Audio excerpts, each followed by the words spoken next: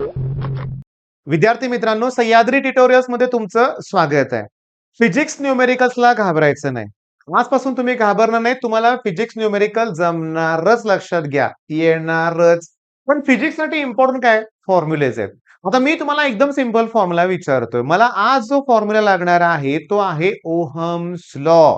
मग मला सांगा ओहम्स लॉचा फॉर्म्युला काय? V इक्वल्स टू, कदाचित तुम्ही सांगितलं पण असेल, V इक्वल्स टू IR.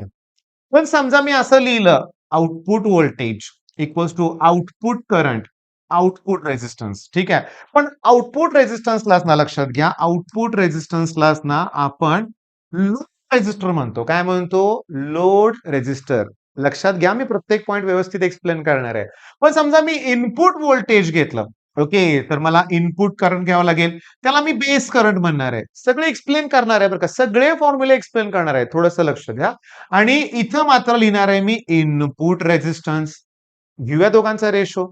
चला, व्ही नॉट ला व्ही आय न डिवाइड करा, आय सी ला आय बी न डिवाइड करा, आणि मग हे R L upon R I. अरे मग यालाच म्हणायचं व्होल्टेज गेन. शब्द घाबरतो आपण, बिलकुल घाबरू नका. मग व्होल्टेज गेन तुमच्या लक्षात आलं. बर, collector current upon base current हे मला एक्सप्लेन करायचं. आता collector current, base current, emitter current explain करतो. नीट लक्ष द्या. हा एक डिव्हाइस आहे म्हणून आपण ट्रान्झिस्टर. याला आपण ऍज अ एम्प्लिफायर म्हणून यूज करतो. मग एम्प्लिफायर काय करतो? वीक सिग्नलला एम्प्लिफाय करतोय. आणि याला 3 टर्मिनल असतात: इमिटर, बेस आणि कलेक्टर. इमिटर, बेस आणि कलेक्टर. तर मी तुम्हाला सांगतो, लक्षात घ्या. इथं मी हा जो शब्द लिहिलाय तो वाचा. Intrinsic semiconductor. जो सेमीकंडक्टर एकदम प्युअर असतो त्याला इंट्रिन्सिक सेमीकंडक्टर म्हणतात. पण याच्यामध्ये जेव्हा मी डोपिंग करणार, म्हणजे इम्प्युरिटीज ऍड करणार त्याची कंडक्टिव्हिटी वाढवण्यासाठी, तेव्हा जो सेमीकंडक्टर तयार होणार आहे त्याला म्हणायचं एक्सट्रिन्सिक सेमीकंडक्टर. केमिस्ट्रीमध्ये सॉलिड स्टेट नावाचा टॉपिक आहे. त्यात शेवटचे 2 पेजेस चेक करा. Intrinsic, extrinsic, P type, N type सगळं त्याच्यामध्ये आहे केमिस्ट्रीमध्ये. 11वीला सेमीकंडक्टर टॉपिक आहे, त्याच्यामध्ये सुद्धा ह्या कन्सेप्ट ऍड आहेत. 12वीला सुद्धा सेमीकंडक्टर आहे, त्यात ही कन्सेप्ट आहे. म्हणजे फिजिक्स पण होतंय आणि केमिस्ट्री पण होतंय आणि आपले फॉर्म्युले पण तयार व्हायला लागलेत. आता जो इमिटर असतो ना, तो जो असतो तो हेवीली डोप्ड असतं, म्हणजे त्याचं डोपिंग जास्त असतं. बेस जो असतो ना तो लाईटली डोप्ड असतो. कसा असतो? Lightly doped. आणि collector moderately. Okay, moderately doping त्यात केलेलं असतं. याचा याच्यावर आपल्याला फॉर्म्युला तयार करायचा. मला सांगा, सगळ्यात जास्त करंट कशातून फ्लो होईल? इमिटर, बेस का कलेक्टर? ज्याच्यात डोपिंग जास्त आहे त्याच्यात, ज्याची कंडक्टिव्हिटी जास्त आहे त्याच्यात. मग मला सांगा, सगळ्यात जास्त करंट कुठं फ्लो होणार आहे? Emitter. Okay. But that equals to काय असणार आहे? Collector current plus base current. B capital काढूया बरं का, सी आणि ई सगळं कॅपिटल काढूया आपण. ठीक आहे. मग collector current plus base current equals to कोण? Emitter current. मग आता सीईटीला एकदम सोपे, बोर्डला एकदम सोपे न्यूमेरिकल विचारलेत. कलेक्टर करंट दिलाय, बेस करंट दिलाय, अरे इमिटर करंट विचारलाय. ऍडिशन करा ना. मग पहिल्यांदा या पेजवरचं सगळं लिहून घ्या. इथं डेफिनेशन्स आहेत आणि इथं पहिला फॉर्म्युला आहे. ओके. व्हिडिओ पॉज करा आणि लिहून घ्या हे सगळं. आता त्याच्यानंतर मी तुम्हाला सांगतोय काय बघा. Emitter current that equals to collector current plus base current. आता एक काम करा, प्रत्येकाला कलेक्टर करंटनं डिवाइड करा. मग जर मी इमिटर करंटला कलेक्टर करंटने डिवाइड केलं, कलेक्टरला कलेक्टरनं डिवाइड करा, 1 येणार आहे. बेस करंटला मी कलेक्टर करंटनं डिवाइड केलं. रेसिप्रोकल घ्यायचंय मला, म्हणजे 1 अपॉन इथं लिहितोय मी I C upon I E. That equals to 1 plus 1 upon मी या ठिकाणी लिहितोय I C upon I B. आता हे दोघेही करंट गेन मला मिळालेत. करंट गेन हे करंटचा रेशो आहे ना, म्हणजे करंट गेन मिळालाय. पण समजून घ्या, करंट गेन हा आहे मेनली बीटाची व्हॅल्यू. पण तुम्हाला सांगतो, नीट लक्ष द्या. सगळ्यात हेवीली डोपिंग कशात केलंय? इमिटर मध्ये हेवी डोपिंग केलंय. तर इमिटर करंटची व्हॅल्यू जास्त असणार आहे कलेक्टर पेक्षा. मग जर एखाद्या छोट्या नंबरला मोठ्या नंबरने डिवाइड केलं तर आन्सर लेस दॅन 1 येतं. ती अल्फाची व्हॅल्यू आहे. आणि ही जी व्हॅल्यू आहे याला बीटा म्हणायचं. मग आता मला मगाशी आठवा बघू, मगाशी आठवा. Collector current upon base current म्हणजेच बीटा आहे. म्हणजे मला एक अतिशय महत्वाचा फॉर्म्युला मिळालेला आहे. व्होल्टेज गेन तुम्हाला काढायचं असेल तर बीटाला load resistance upon input resistance न डिवाइड करायचं. अरे लिहून घ्या ना, लिहून घ्या. फॉर्म्युला हा लिहून घ्या. ओके, फॉर्म्युला लिहून घ्या, लक्षात घ्या. महत्वाचं म्हणजे काय समजून घेण्याचा प्रयत्न करा की beta into R L upon R I ही कशाची व्हॅल्यू आहे सांगा? Voltage gain. ओके, कशाची व्हॅल्यू आहे? Voltage gain. पण इथं मला एमसीक्यू दिसतायत, लक्षात घ्या. आणि त्यातली पहिली एमसीक्यू अशी दिसते, alpha equals to beta upon 1 plus beta. Exam मध्ये याची खूप गरज लागणार आहे. कसं काय आलंय? चला इथं क्रॉस मल्टिप्लिकेशन करूया. 1 into 1, 1 plus 1 into beta, beta upon beta into 1 beta. तुम्ही रेसिप्रोकल केलं रे, त्यामुळे बीटा वर गेलं आणि 1 प्लस बीटा खाली आलं. पण समजा मला बीटाची व्हॅल्यू काढायची आहे. मग हे प्लस 1 इकडे आणतो, हे मायनस साइन नाही बरं का इथं काय. प्लस 1 इकडे आल्यावर काय होतील? Minus 1 equals to 1 by beta. चला क्रॉस मल्टिप्लिकेशन करूया. 1 मायनस अल्फा अपॉन अल्फा आहे. किंवा बीटाची value alpha upon 1 minus alpha येईल. नाही कळालं सर. अरे क्रॉस मल्टिप्लिकेशन करूया. याने 1 याला मल्टिप्लाय करा. सर तुम्ही याला मल्टिप्लाय केलं. इथं तर मात्र तुम्ही याला मल्टिप्लाय केलं होतं. अरे तिथं मध्ये प्लस साइन आहे. प्लसला चालतं, काही इश्यू नाहीये. कॉम्पिटिटिव्ह आहे प्लस. 3 प्लस 4 किती? 7. 4 प्लस 3 पण 7च येणार आहे ना. पण सबट्रॅक्शन मध्ये तसं चालत नाही. 3 मायनस 4 गेल्यावर निगेटिव्ह येईल आणि 4 मायनस 3 गेल्यावर पॉझिटिव्ह येईल. लक्षात घ्या. मग आता फॉर्म्युले 2 झाले तुमच्या समोर. तर सगळ्यात इम्पॉर्टंट काय माहितीये का, की फॉर्म्युले ऑलरेडी संपत आलेत आणि ह्याच्यावर मी जवळ-जवळ तुमच्याकडून अगदी 20 प्लस न्यूमेरिकल सॉल्व्ह करून घेणार आहे. 20 प्लस. पण आता थांबा. V naught upon I naught that equals to beta RL upon RI. Voltage gain. बरोबर आहे. आता output power that equals to output voltage. पॉवरचा फॉर्म्युला व्ही इंटू आय असतो. आउटपुट कलेक्टर करंट आउटपुट असतो, बेस करंट इनपुट. आपल्याला amplifier काय करतो? Base करंटलाच amplify करतोय ना. मग मला सांगा, इनपुट असेल तर इथं इनपुट येणार आणि इथं बीटा येणार. चला रेशो घेऊया. याला यानं डिवाइड करा, तुम्हाला मिळणार आहे power gain, voltage gain, current gain, तसं पॉवर गेन. व्ही नॉट ला व्ही आय न डिवाइड केल्यानंतर मला काय मिळेल? व्होल्टेज गेन, जे समोर आहे वर आहे, beta into R L upon R I. IC upon I B म्हणजेच कोण असतं? बीटा. तर पॉवर गेनचा फॉर्म्युला मला मिळाला beta square R L upon R I. अरे झाले रे सगळे फॉर्म्युले. आणि अजून काय? Alpha equals to beta upon 1 plus beta.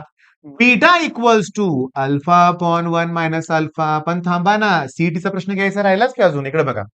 1 by alpha equals to 1 by beta plus 1. हे आपल्याला पहिल्यांदा मिळालं होतं. इथं बघा, 1 बाय अल्फा. जरा मी हे इरेज करतो, उगाच दिसतं. हा okay. 1 by alpha equals to 1 by beta plus 1. Okay, 1 by alpha. आता हे इकडे आणा, एमसीक्यू तयार होईल. 1 हे विचारलंय परीक्षेत.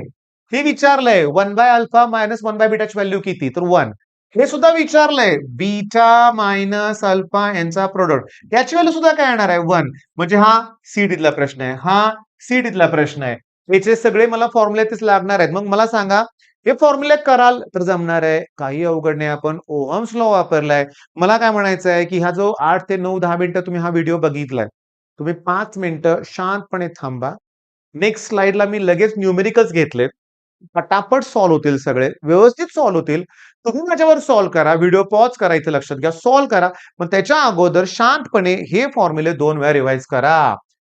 Beta equals to alpha upon 1 minus alpha. Alpha equals to beta upon 1 plus beta. Voltage gain beta R L upon R I. Power gain beta square into R L upon R I. बस, काही अडचण मग येणार नाही. Okay, 5 मिनिटांनी. Okay, 5 मिनिटं तुम्ही revise करायचं आहे, लक्षात घ्या.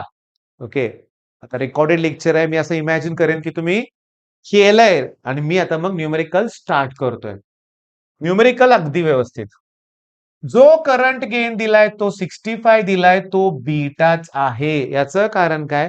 अल्फा हा नेहमी लेस दॅन 1 असतो आणि बीटा हा मोठा असतो. म्हणजे हे बीटा दिलंय. लोड रेझिस्टन्स म्हणजे आर एल दिलंय. ओके.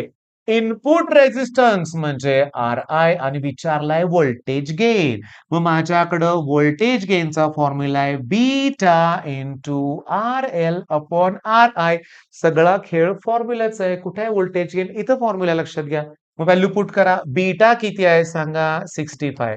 लोड रेजिस्टर किती आहे 5400. इनपुट रेजिस्टन्स किती आहे 450. झिरोला झिरो कॅन्सल करा. इझी कसे डिवाइड करा 5 न डिवाइड करा 9 येईल.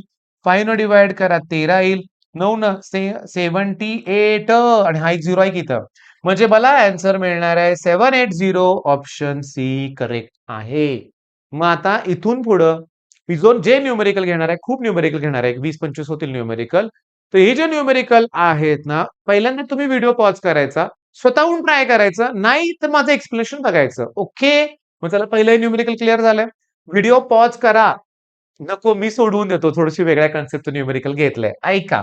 पण आपलं काय ठरलं होतं की फक्त ओहम्स लॉ की V equals to I R. Current विचारलाय तसंच ठेवूया. रेजिस्टन्स दिलाय 200 दिलाय का. आता फक्त व्हीच व्हॅल्यू पुट करायचंय किती किती सांगा व्हीच व्हॅल्यू पुट करतो मी.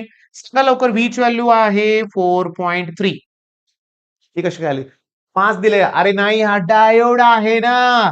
याचं जे नी व्होल्टेज आहे बॅरियर पोटेन्शियल आहे ते याच्यातून मायनस करावं लागतं. हा पॉइंट आता महत्वाचा लक्षात ठेवा की 5 व्होल्ट घेऊ नका उत्तर चुकेल. मग 400 आता माझं गंमत काय माझं म्हणणं काय बघा मला डायरेक्टली आन्सर कळालंय.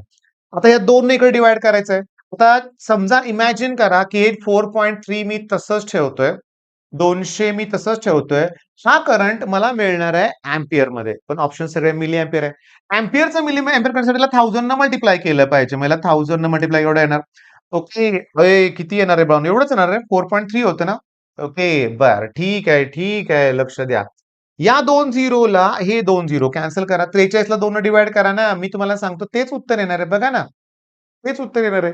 फक्त सगळ्यात इम्पॉर्टंट काय सांगा की कॅरियर पोटेन्शियल मायनस करायचं हे लक्षात घ्या. ओके प्रॉब्लेम इम्पॉर्टंट आहे आणि हे सगळे लेटेस्ट क्वेश्चन्स आहेत हे लक्षात घ्या. आता मात्र अतिशय इम्पॉर्टंट आहे. कलेक्टर करंट दिलाय आय सी ची व्हॅल्यू दिले समजून घ्या 28 मिली अँपियर. ओके आणि ही जी व्हॅल्यू आहे काय दिलंय बघा कलेक्टर करंट दिलाय 28 मिली अँपियर आणि 80% इलेक्ट्रॉन कलेक्टरकडे जात आहेत. मग आता नीट लक्ष द्या. कलेक्टरकडं 80% इलेक्ट्रॉन जात असतील तर बेसकडं उरलेले 20% जाणार आणि या दोघांची ऍडिशन म्हणजेच इमिटरची व्हॅल्यू असते. आठवतं का बघाचा formula emitter current equals to collector current plus base current हे लक्षात घ्या. ओके बर 80%ची व्हॅल्यू 28 मिली अँपियर असेल तर मला बेस करंट विचारलंय. 80 ला 4 न डिवाइड केल्यावर हे येते मग ह्याला पण 4 न डिवाइड करा ना 7 मिली अँपियर आन्सर येणार. ऑप्शन एक करेक्ट आहे. जर मला इमिटर करंट विचारला असता तर तो 35 अँपियर आला असता का कारण इमिटर करंट हा कलेक्टर करंट आणि बेस करंट यांची ऍडिशन असते. बाळांनो अगदी व्यवस्थित परत सांगतो हे लॉजिकली सोडवलंय आपण कारण मला माहिती आहे की emitter current that equals to collector current plus base current. Collector कडे 80% करंट जात असेल तर बेस कडे 20% जाणार. 80%ची व्हॅल्यू 28 असेल ह्याला 4 ने डिवाइड केल्यावर ह्याला 4 ने डिवाइड हा नंबर होतो ह्याला पण 4 ने डिवाइड करा मग 7 मिली अँपियर येणार. समजून घ्या बरं का बाळांनो व्यवस्थित. नेक्स्ट प्रॉब्लेम कडे जाऊया. एकच नंबर क्वेश्चन आहे. व्होल्टेज गेनचा फॉर्म्युला असतो beta R L upon R I आणि पॉवर गेन विचारलंय त्याचा beta square R L upon R I. Beta स्क्वेअरच नाहीये बीटा स्क्वेअरच नाहीये. उलट लिहिलंय हे आता हे आन्सर मॅच होतं का बघा. Voltage gain beta R L upon R I power gain beta square R L upon R I झालं की मला काय सांगायचं तुम्हाला ह्याच्यात सगळं आहे ना. पॉवर गेन कुठे आहे बघा पॉवर गेनचा फॉर्म्युला इथं आहे. बीटा स्क्वेअर व्होल्टेज गेनचा इथं आहे. तुम्हाला फक्त फॉर्म्युले आले पाहिजेत आणि 16 पैकी एक टॉपिक झाला हो आपला. 16 पैकी एक टॉपिक फिनिश होतोय सेमी कंडक्टर त्यात पण न्यूमेरिकल आहेत. आणि असे मी सोपे सोपे टॉपिक तुम्हाला प्रोव्हाइड करेन लक्षात घ्या तुम्हाला जमेलच सगळ्या गोष्टी. बरं आता इथं बघा. हा जो डायोड आहे ना ह्याचा विषय कट करून टाका. रिझन सांगतो का हा रिव्हर्स बायस आहे. ओके इकडे पॉझिटिव्ह इकडे निगेटिव्ह पाहिजे. हा उलट असा पाहिजे होता ठीक आहे इकडे पॉझिटिव्ह इकडे निगेटिव्ह हे उलट होतं त्यामुळे रिव्हर्स बायस नाही याचा विचार सुद्धा करू नका. आता या सर्किटमध्ये विचार करूया आपण शांतपणे लक्ष द्या. हे सगळे जे डायोड आहेत ना त्यांचा स्वतःचा रेजिस्टन्स 50 ओहम आहे. मी डायग्राम काढतोय लक्ष द्या. हा जो पहिला जो डायोड आहे ह्याचा रेजिस्टन्स 50 ओहम आहे 150 म्हणजे हे झालं 200 ओहम. खालचा जो डायोड आहे तो बी 50 आहे आणि हा 50 म्हणजे झालं 100 ओहम. आणि इकडं हे 5 व्होल्ट आहे आणि इकडं हे 100 आहे. आता ऐका, ही दोघं पॅरलल अरेंजमेंट आहे. ही दोघं पॅरलल अरेंजमेंट आहे. पॅरलल रेझिस्टन्स जिथं अरेंजमेंट असते, तिथं इक्विव्हॅलेंट रेझिस्टन्स काढताना वरती दोघांचा प्रॉडक्ट करायचा आणि खाली दोघांची ऍडिशन करायची. 2 0 कॅन्सल करा. 200/3 म्हणजे मला काय ह्या दोघांचा इक्विव्हॅलेंट रेझिस्टन्स मिळाला का? एकच मिळाला तो इक्विव्हॅलेंट रेझिस्टन्स. काय मिळाला मला? 200/3. आता हा 100 आहे. मला सांगा हे दोघं एकमेकाला सेरीज आहेत का पॅरलल? बघून सांगा. विचार करा. बोला. सेरीज आहेत का पॅरलल आहेत? तर मला माहिती आहे निम्म्या लोकांना वाटणार आहे की पॅरलल आहेत. नाही, सेरीज आहे. कारण इथं जो करंट फ्लो होतोय तोच करंट इकडे जातोय. मग सेरीज मध्ये ऍडिशन करतो आपण म्हणजे टोटल रेझिस्टन्स काढताना त्या दोघांची मला ऍडिशन करायचं आहे. चला याला 3 ने मल्टिप्लाय करूया म्हणजे वरती सुद्धा 3 येईल. मग हे 300 200 वरती 500 येईल अपॉन 3 हा झाला टोटल रेझिस्टन्स. मी सुरुवातीलाच बोललो होतो की आपल्याला काय काढायचंय? आपल्याला करायचंय Ohm's law. V equals to I R. आता मात्र व्ही 5 व्होल्टच घेणार आहे बरं का. यांचा रेझिस्टन्स दिला होता आपण. ऍड केलाय आपण. तिथे नी व्होल्टेज काय दिलं नाही. V equals to I R current मला काढायचा आहे. रेझिस्टन्स दिलाय 500/3. थोडंसं क्रॉस मल्टिप्लिकेशन करूया ना आपण आता. हे 3 वर जाऊ दे इकडं. 5 इंटू 3 खाली येऊ दे 500. That equals to I. इथं 100 येणार. म्हणजे 3/100 आलं उत्तर अँपियर मध्ये. आणि अँपियरचं मिली अँपियर काढण्यासाठी 1 2 3 1000 मल्टिप्लाय करावं लागेल. 2 0 कॅन्सल करा. 30 मिली अँपियर आन्सर येणार. परत सांगतो. व्यवस्थित सगळे एक्सप्लेन करतोय लक्ष द्या. पण त्याच्या अगोदर मी सांगतो काय? ओके. त्याचा एक स्क्रीनशॉट काढून ठेवा. जे काय केलंय त्याचा एक स्क्रीनशॉट इमिजिएटली काढा लक्षात घ्या. काढलाय? मग तुम्ही स्क्रीनशॉट इमिजिएटली काढलाय. आता पहिली गोष्ट काय लक्षात ठेवा, की हा जो डायोड आहे तो रिव्हर्स बायस्ड आहे. त्यातनं करंट फ्लो होणार नाही. या डायोडचा रेझिस्टन्स 50 ओहम आहे. याचा पण 50. 50 आणि 150 सेरीज मध्ये असल्यामुळे 200 होतील. 50 आणि 50 सेरीज मध्ये असल्यामुळे 100 होतील. आता हे दोघं पॅरलल आहेत. दोनच रेझिस्टर पॅरलल असतील तर त्यांचा इक्वल रेझिस्टन्स काढण्यासाठी वरती प्रॉडक्ट खाली ऍडिशन. ओके. म्हणजे किती आलं होतं आन्सर त्याचं आठवतंय का तुम्हाला? 200/3. असंच काहीतरी आलं होतं ना 200/3. बरं हे 200/3 या 100 बरोबर सेरीज मध्ये आहेत. मग आपण त्याचं काय केलं होतं लक्षात घ्या. त्याच्यात आपण त्याची ऍडिशन केली होती लक्षात घ्या. ओके. केली होती का इथं बघा. हे आहे. शेवटी कुठला वापरला आपण? ओहम्स लॉ वापरला. एकदम सिंपल. चला आता एक सांगू का तुम्हाला लक्षात घ्या. आता मी इतकं हळू आणि व्यवस्थित घेणार आहे, की तुम्हाला सांगतो, की अगदी तुम्ही माझ्याबरोबर सोडू शकताय असं मी घेतो व्यवस्थित हां. Change of 0.2 milliampere in the base current म्हणजे डेल्टा आय-बी. त्याला तुम्ही आय-बी सुद्धा कन्सिडर करा, काही इश्यू नाहीये. 0.2 मिली अँपिअर. एकदम हळू. Change of 5 milliampere in the collector current म्हणजे डेल्टा आय-सी 5 मिली अँपिअर. अरे काढा की बीटाची व्हॅल्यू मग. Change in collector current upon change in base current. मग कलेक्टर करंट मध्ये 5 मिली अँपिअर दोघेही मिली अँपिअर आहेत. काही इश्यू नाहीये. आन्सर 25 येणार. हा पॉइंट कॅन्सल करण्यासाठी वरती 0 वाढला की नाही? वरती 50 झाले मग. खाली 2 झाले. म्हणजे आलं का 25? त्याला युनिट काय नाहीये. बरं. व्होल्टेज गेन दिलाय 75. चला मी आता व्होल्टेज गेनचा फॉर्म्युला वापरतो. हे व्होल्टेज गेनचा फॉर्म्युला आहे. That equals to beta R upon R आहे. हे ज्याला पटकन आठवतंय ना त्याला जमणार आहे. मग व्होल्टेज गेन किती आहे? 75. बीटाची व्हॅल्यू किती आहे? 20. लोड रेझिस्टन्स त्यांनी विचारलाय आणि इनपुट रेझिस्टन्स किती दिला रे? इनपुट रेझिस्टन्स 2 किलो ओहम दिलाय. आन्सर पण सगळे किलो मध्ये असल्यामुळे हे 2 तसंच ठेवूया. क्रॉस मल्टिप्लिकेशन करूया. 75 इंटू 2 होणार ना. हे 25 खाली येतील ना रे बाळांनो. That equals to load resistor करा की. 75 ला 25 ने डिवाइड करा. किती आन्सर येणार आहे? 3 आणि 3 टू जा किती? 6. पण आन्सर येणार किलो ओहम. प्रॉब्लेम झाला का बघा. मी तुम्हाला काय सांगितलं? एकदम simple. Change in base current दिलाय, चेंज इन कलेक्टर. काढा की बीटाची व्हॅल्यू.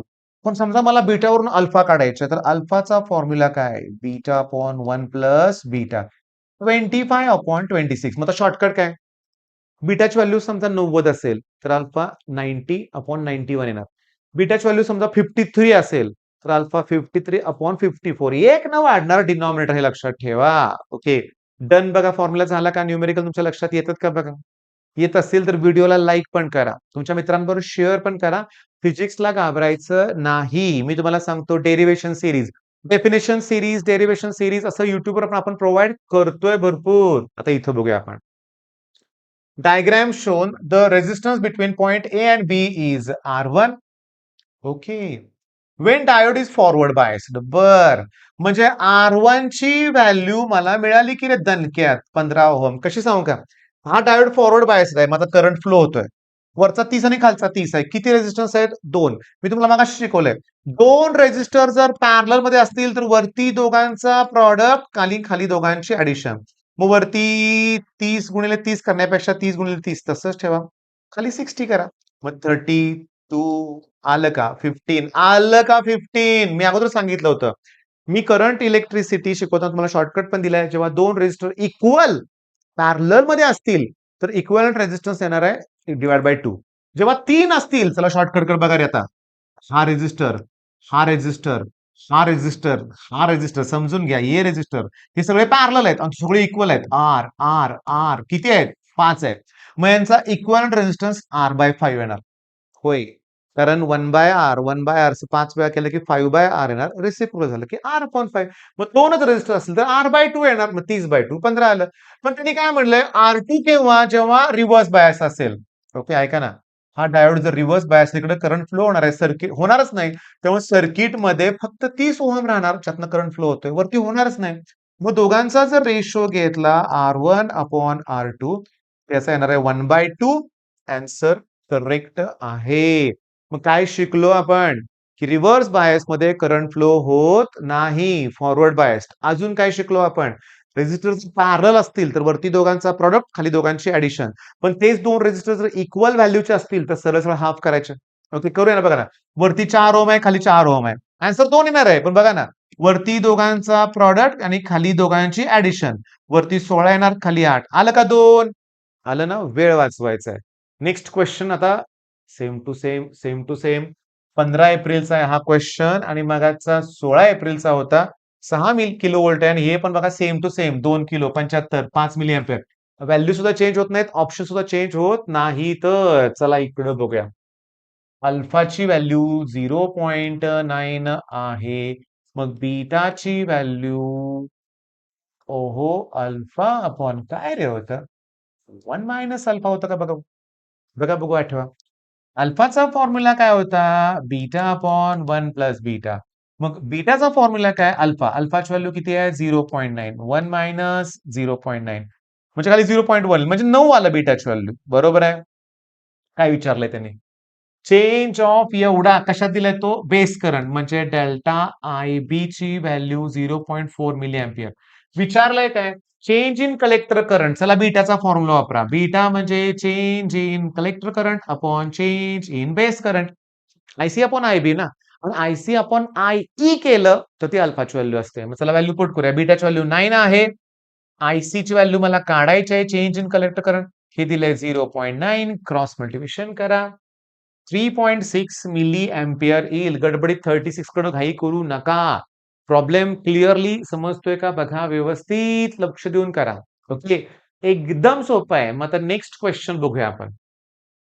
हा जो करंट गेन आहे तो लेस दॅन 1 आहे का ग्रेटर दॅन 1 आहे? ग्रेटर दॅन 1 आहे म्हणजे ही बीटाची व्हॅल्यू आहे. म्हणजे बीटाची व्हॅल्यू या केसमध्ये 20 आहे. इमिटर करंट म्हणजे आय ई ची व्हॅल्यू आहे 7 मिली अँपिअर. आय ई ची व्हॅल्यू किती आहे? 7 मिली अँपिअर. कलेक्टर करंट विचारलाय म्हणजे मला आयसी विचारलंय. ओके. मग मी काय करतो? पहिला अल्फाचा फॉर व्हॅल्यू काढतो. दणक्यात मी वेळ लावला नाही. मगाशी मी शॉर्टकट दिला होता तुम्हाला, की अल्फाचा फॉर्म्युला काय असतो? Beta upon 1 plus beta. आता बीटा जर 20 असेल तर खाली 20 प्लस 1 आलं का 21? बरोबर आहे. अल्फाचा फॉर्म्युला असतो collector current upon emitter current. ह्याची व्हॅल्यू दिले मला 20 अपॉन 21. कलेक्टर करंट मला विचारलाय. इमिटर करंट 7 दिलाय. 7 ने इकडे मल्टिप्लाय करा किंवा एक काम करा ना, मल्टिप्लाय कशाला करताय? 7 आणि 3 जा 20 अपॉन 3 बघा. ऑप्शन ए करेक्ट आहे. सोडवा.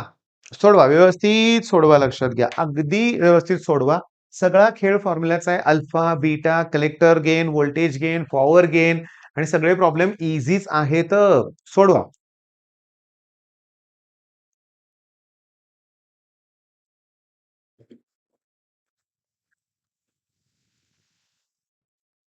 ओके. आता नेक्स्ट क्वेश्चन कडे जातोय.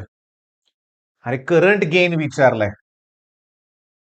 करंट गेन म्हणजेच बीटा विचारले, लक्षात घ्या. I C upon I B. Okay, ठीक आहे. आता हा जो क्वेश्चन आहे, अरे मगासारखाच आहे, तोच आहे, तोच आहे, तोच आहे. सेम तसाच क्वेश्चन आहे, लक्षात घ्या. आणि तो क्वेश्चन मगाच मी तुम्हाला काय बोललो होतो, हा क्वेश्चन जो आहे ना, तो कधी आलाय? 13 एप्रिल मॉर्निंग शिफ्ट, आणि हा एक 11 एप्रिल. सेम क्वेश्चन्स आहेत, लक्षात घ्या. चला हा बघूया आपण आता. आउटपुट रेजिस्टर म्हणजे लोड रेजिस्टर दिलेला आहे. करंट गेन म्हणजे बीटा दिलेला आहे. पॉवर गेन पण दिलाय मला. पॉवर गेनचा फॉर्म्युला पार्ट आहे. त्याच्यामध्ये बीटा स्क्वेअर इंटू काय सांगा? R L upon R I. Power gain मला दिलेला आहे 5 इंटू 10⁶. बीटाचा स्क्वेअर म्हणजे 2500. लोड रेजिस्टन्स 500 किलो ओहम दिलाय. किलो म्हणजे 10⁻³ घेतलं मी. का? कारण आन्सर्स ओहम मध्ये बरं का भाऊ. ओके, सोडूया आपण आता. 10⁻³ म्हणजे 3 झिरो, 4 झिरो, 5 झिरो आणि 6 झिरो. याला कॅन्सल करून टाकतो मी.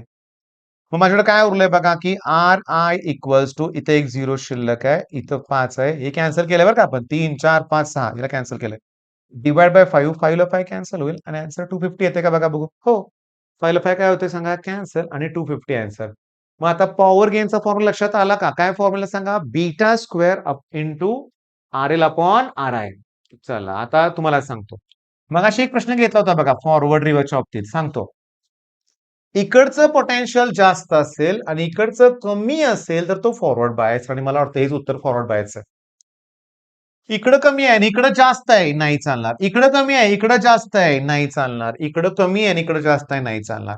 इकडं जास्त पाहिजे आणि इकडं, म्हणजे हे जे सिम्बॉल आहे ना, इकडं हायर पाहिजे आणि इकडं लोअर पोटेन्शियल पाहिजे, तरच तो डायोड फॉरवर्ड बायस्ड असतो.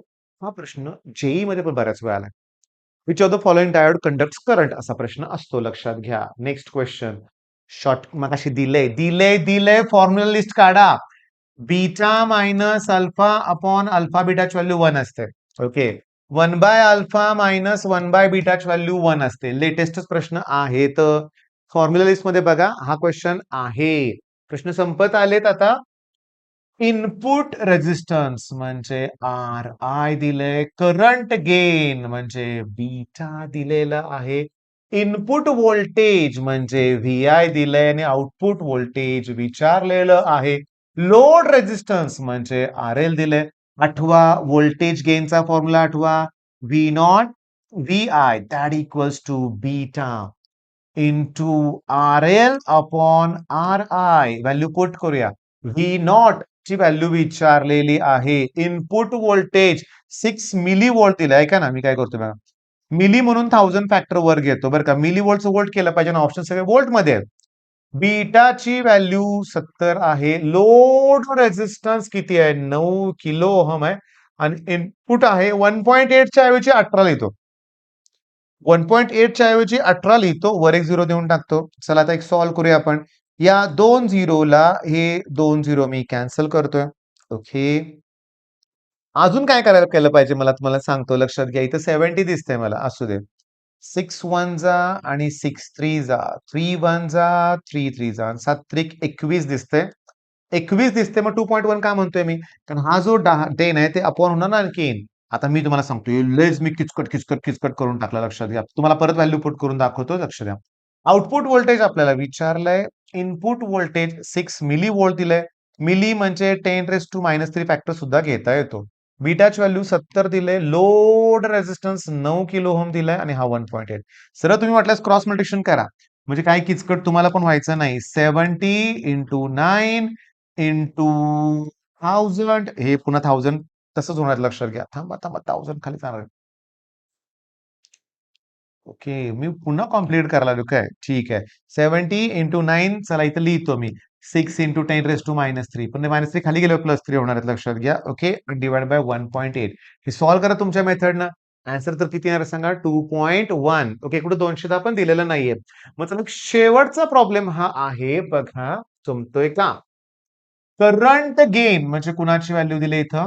बीटाची व्हॅल्यू दिली. Collector resistance input. Collector resistance म्हणजे आउटपुट आणि इनपुट इथं दिलंय. मग आउटपुटची व्हॅल्यू दिले 5000. किलो ओहम नको आहे, लक्षात घ्या. इनपुट व्होल्टेज म्हणजे VI दिलंय. आउटपुट व्होल्टेज विचारलेलं आहे. सेम टू सेम क्वेश्चन आहे. मग आउटपुट व्होल्टेज विचारलंय, इनपुट व्होल्टेज 0.01 दिलंय, बीटाची व्हॅल्यू 62 दिलंय, आउटपुट रेजिस्टन्स 5000 दिलंय आणि इनपुट 500 दिलंय. मग व्ही नॉट इक्वल टू सांगू का, सगळ्याच ठिकाणी 62 आहे. बघा शांतपणे लक्ष द्या. 62 इथं 10 येणार आहे बरं का. 10 आणि इथं 0.01. मग सांगतो हे 720 आहेत, पण 0.01 म्हणजे खाली 100 येणार ना. पॉइंटच्या पुढे 2 डिजिट आहेत. म्हणजे 0 0 कॅन्सल. मग 6.2 व्होल्ट. आन्सर बी करेक्ट येणार आहे. आता मी तुम्हाला सांगतो, काही मी बडबड करत नाहीये. आता नेक्स्ट नेक्स्ट क्वेश्चन तुम्ही सोडवा आरामात, पण मी तुम्हाला सांगतो, लक्षात घ्या. शांतपणे बघा. In case of common emitter transistor, the ratio of collector current to emitter करंटला अल्फा म्हणतात आणि अल्फाची व्हॅल्यू दिलेली आहे. सिंपल. अल्फाची व्हॅल्यू दिले आणि विचारले. ज्याला सेकंदात फॉर्म्युला आठवतो, alpha upon 1 minus alpha. Alpha वरती 0.96 येणार आहे आणि 1 मधून 0.96 की 0.04 येणार आहे आणि आन्सर 24 येणार. आन्सर किती येणार? 24. माझी पहिली कंडिशन काय की फिजिक्सचे न्यूमेरिकल जमायचे असतील तर फॉर्म्युले आले पाहिजेत. ओहम्स लॉ वापरला पण इथं. आणि आता मी तुम्हाला सांगतो की तुम्ही ते सोडवा, पण त्याच्या अगोदर मी तुम्हाला सांगतो व्होल्टेज गेनचा फॉर्म्युला तुम्हाला लिहून दाखवतो. RL upon RL. पॉवर गेनचा फॉर्म्युला तुम्हाला लिहून दाखवतो. Beta square RL upon RI. अल्फाचा फॉर्म्युला तुम्हाला लिहून दाखवतो. Beta upon 1 plus beta. बीटाचा formula alpha upon 1 minus alpha. Emitter current that equals to base current plus collector current. Alpha जो रेशो आहे त्याचा फॉर्म्युला IC अपॉन IE. बीटाचा formula IC upon IB. हे लक्षात घ्या, हे वेगळा आहे, तो वेगळा फॉर्म्युला आहे. आता सगळे फॉर्म्युले तुमच्या समोर आहेत. बघूया कुठला वापरायला लागतोय. अल्फाचा दिलाय. ओके. बेस करंट चेंज म्हणजे डेल्टा IB दिलाय. बेस करंट मधला चेंज आणि कलेक्टर करंट मधला चेंज विचारलाय. ऍक्च्युली बेस आणि कलेक्टर करंट आणि बेस करंट रेशोसाठी मला बीटा पाहिजे. मग पहिला चला मी बीटा काढतो ना. बीटाचा फॉर्म्युला काय? Alpha upon 1 minus alpha. वरती 0.1 येणार आहे, खाली 0.2 होणार आहे. हा 4 येणार आहे आन्सर. किती येणार आहे सांगा? 4. मग बीटाचा फॉर्म्युला काय असतो? IC upon IB. डेल्टा लिहा लिहू नका. मग बीटाचा फॉर्म्युला किती आहे? 4. चेंज इन कलेक्टर करंट विचारलाय म्हणजे डेल्टा IC विचारलाय. काढूया डेल्टा इथं. डेल्टा IB किती दिले? 3 दिलंय. मग 3 चोक 12 येणार आहे. 12 मायक्रो अँपिअर आन्सर आहे, लक्षात घ्या. सगळे फॉर्म लिहून घ्या ना तुम्ही. हे करा ना तुम्ही, लक्षात घ्या. सगळं सिंपल आहे. आपण खूप न्यूमेरिकल घेतलंय बरं का. 1, 2, 3, 4, 5, 6, 7, 8, 9, 10, 11, 12, 13, 14, 15, 16, 17, 18, 19 न्यूमेरिकल्स घेतलेत. ओके. खूप झाले न्यूमेरिकल्स, लक्षात घ्या. आणि सगळ्यात इम्पॉर्टंट, मग आता फिजिक्सचे न्यूमेरिकल्स तुम्हाला जमणार आहेत, त्यासाठी हे पेज इम्पॉर्टंट आहे. Voltage gain, power gain, beta, alpha, हे रिलेशन्स, हे सगळं परीक्षेत येतंय. मग आता माझ्या प्रश्नांची उत्तरं द्या, की फिजिक्सचे न्यूमेरिकल तुम्हाला जमणारच ना, पण हे एकदा करून होत नाही. ह्याचे फॉर्म्युले तुम्हाला परत परत रिवाइज केले पाहिजेत.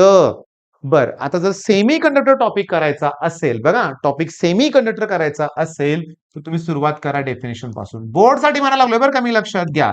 मग तुम्हाला डेफिनेशन पासून सुरुवात करायची आहे. लॉजिक गेटची डेफिनेशन आहे त्याच्यात. ओके. अल्फा आणि बीटा सुद्धा डेफिनेशन परीक्षेत आलेल्या आहेत. त्याचबरोबर ripple factor, rectifier, voltage regulation, एलईडीचे डेफिनेशन आहे. Diode which emits light, photo डायोडचे डेफिनेशन्स आहे. कदाचित सोलर सेलची पण डेफिनेशन आहे का बघा. मग डेफिनेशन करा. लॉजिक गेट इतकं परफेक्ट करा ना, किती वेळा रिपीट झाले ते. अवघड काय वाटतं तुम्हाला? ट्रान्झिस्टर एम्प्लिफायर ते फार पुस्तकात किचकट दिलंय, पण न्यूमेरिकल आपण घेतलेत ना. झेनर डायोडचे न्यूमेरिकल ह्याच्यात राहिलेत, लक्षात घ्या. पण ते आपण क्रॅश कोर्समध्ये बाकीचे व्हिडिओ कव्हर केलेत. तर तुम्ही परफेक्ट करा. All the best.